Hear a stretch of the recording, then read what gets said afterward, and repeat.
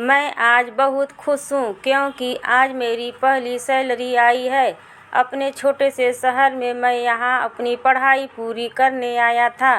पापा तो चाहते थे कि मैं अपनी पढ़ाई पर ही ध्यान दूँ, लेकिन मैंने घर की हालत देखी है। पढ़ाई के साथ मैंने नौकरी भी की, घर का लोन भी है और पढ़ाई पूरी करने के बाद भी तो यही करना है। पार्ट टाइम एक जॉब ज्वाइन कर लिया जिसमें मुझे 12,000 रुपये मिल रहे थे। पहले महीने की सैलरी लिए रक्षाबंधन मनाने में अपने घर के लिए रवाना हुआ। घर जाने में मुझे 6 घंटे लगते हैं। ट्रेन का सफ़र रहता है। सैलरी के पैसे मैंने अपने पर्स में रखे थे। त्योहार का समय है, ट्रेन में जगह मिलना मुश्किल की बात है, लेकिन इन सब बातों को अब मैं मुसीबत नहीं मान रहा था, बल्कि इन सब के बावजूद मेरा मन खुश था।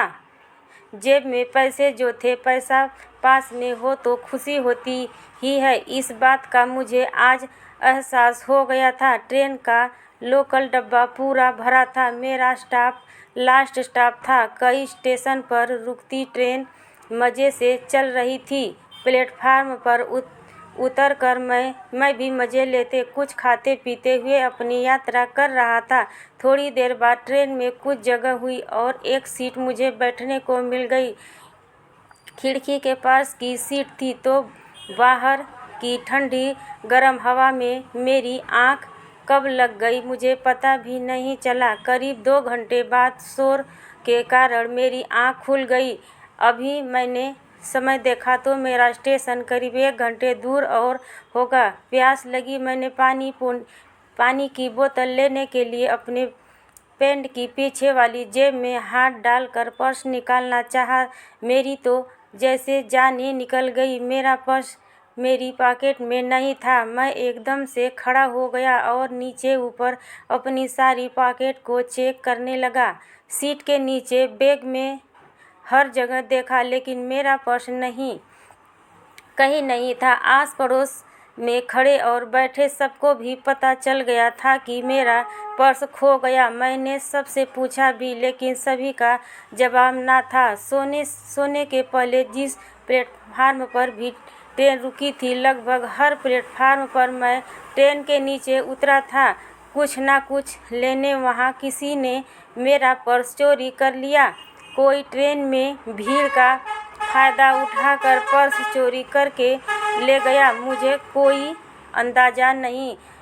कुछ घंटों पहले मैं खुश था, अब वो सारी खुशी मेरी चली गई। पर्स में पैसों के साथ मेरी कुछ आईडी थी जिसके जाने का भी मुझे दुख था। मेरी पहली कमाई जिससे मेरा त्योहार अच्छा होता। सभी के लिए मैंने उन पैसों से कुछ न कुछ लेने का सोच रखा था।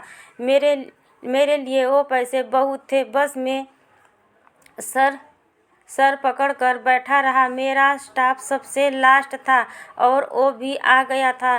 ट्रेन से जब सब उतरने लगे, मैं भी वहीं अपनी सीट पर बैठा रहा। सबको जाते हुए उतरते हुए देख रहा था। मैं इतना लापरवाह कैसे हो सकता हूँ, यह सोच रहा था।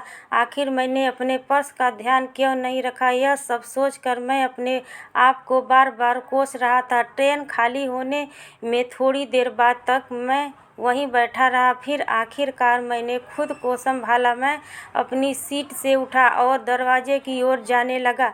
आंखें मेरी अब भी यहाँ वहाँ मेरे पर्स को ही खोज रही थी। सोच रहा था कि क्या पता यहीं कहीं पड़ा होगा मेरा पर्स, इसलिए मैं सब सीट के नीचे एक बार फिर देखता हुआ जा रहा था। मेरी नज़र एक पॉलीथीन पर पड़ी जो सीट के नीचे थी। उसको उठाकर मैंने खोल कर देखा। उसमें एक हैंड बैग निकला। वजह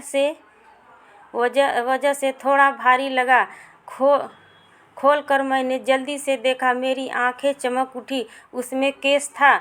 मैंने फटाफट वो बैग को वापस बंद कर दिया और उस बैग को मैंने अपने बड़े बैग में डाल दिया। मैंने उसे ठीक से देखा भी नहीं कि कितने पैसे उसमें हैं। मैंने सिर्फ यही सोचा कि जल्दी से यहाँ से निकल लूँ, क्या पता किसका बैग गया।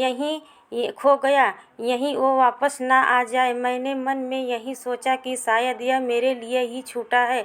भगवान चाहता है कि यह मुझे मिले। इसमें इतना पैसा है कि मेरी और मेरे घर वालों की कुछ समस्या तो हल हो सकती है। अब मेरी खुशी का कोई ठिकाना नहीं रहा। मैं अब पहले से भी ज़्यादा खुश था।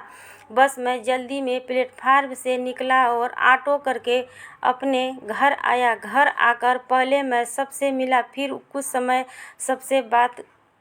सबके साथ बात की। फिर अकेले में जाकर मैंने अपना बैग खोला और उसमें से वो बैग निकाला। मैंने उसमें रखे पैसे निकाले। करीब 2 लाख रुपए उस बैग में थे। उसके अलावा एक पर्स। मैंने पर्स खोल कर देखना चाहा, लेकिन इतने में ही कोई बाहर से आवाज़ लगाने लगा, जिस कारण मैंने फिर उसे बंद कर दिया। रक्षाबंधन पर मैंने अपनी बहनों को अच्छे से गिफ्ट दिया। साथ ही मैंने यह भी सोच लिया था कि यह पैसे का मैं क्या करने वाला हूँ। इसके बारे में मैं घर पर कुछ नहीं कहा, सिर्फ मन ही मन मैंने प्लान बना लिया था। पापा के एक लोन की किस्तें बाकी थी। मैंने उसमें से उन्हें बिना बताए 30,000 रुपये किस्त भर दी। बाकी के पैसों को भी मैं ऐसे ही इस्तेमाल करने वाला था। मैं बस 3 दिन की छुट्टी पर आया था। वापस जॉब और पढ़ाई के लिए लौटने का समय हो गया था। मैं वापस ट्रेन में बैठ गया। इस बार मेरे बैग के साथ उसमें वो छोटा बैग भी था, जिसमें करीब 1,60,000 रुपये थे। एक बार मेरा पर्स चोरी होने के बाद अब मैं ज़्यादा सतर्क हो गया हूँ। मुझे नहीं लगता कि अब मैं ऐसी गलती दोबारा करूँगा। मैंने अपना हाथ बैग से हटाया ही नहीं। प्लेटफार्म पर नीचे उतरते हुए भी मैं बैग को अपने साथ लेकर गया। करीब आधा सफ़र हो गया था। एक प्लेटफार्म पर गाड़ी रुकी।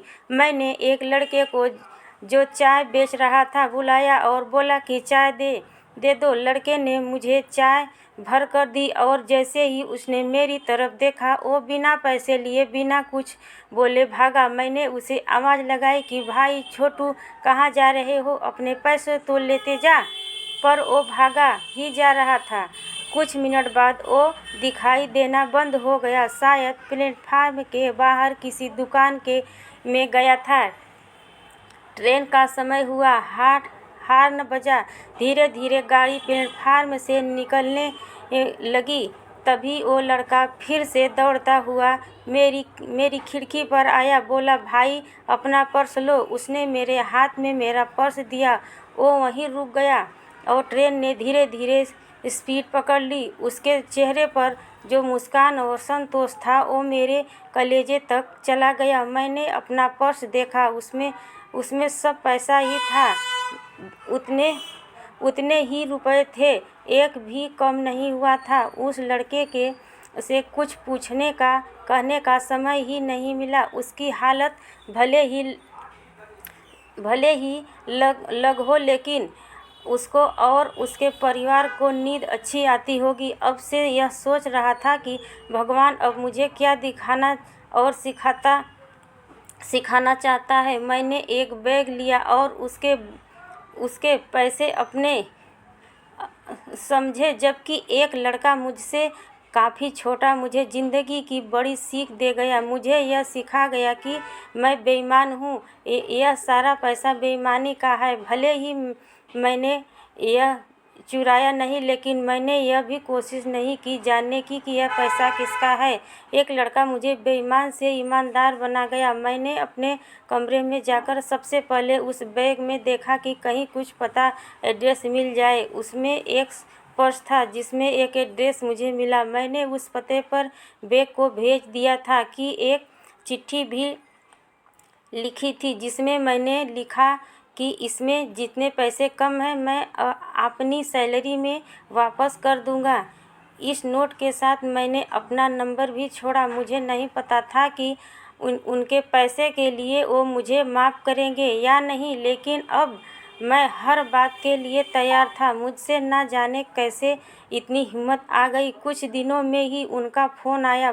बुजुर्ग थे। उन्होंने कहा कि उनके उनके हाथ से यह पैसा ना जाने कहाँ रह गया था, किसने कब लिया उन्हें भी पता नहीं चला। उन्होंने मुझे बहुत दुआ और आशीर्वाद दिया। कहा कि बच्चे, पैसे वापस नहीं दो तो भी चलेगा, लेकिन मुझे वो वापस देना है। पैसा और बैग मिलने की खुशी, इस शांति के आगे कुछ भी नहीं, कुछ अलग ही थी। उस लड़के ने मेरी ज़िंदगी बदल दी।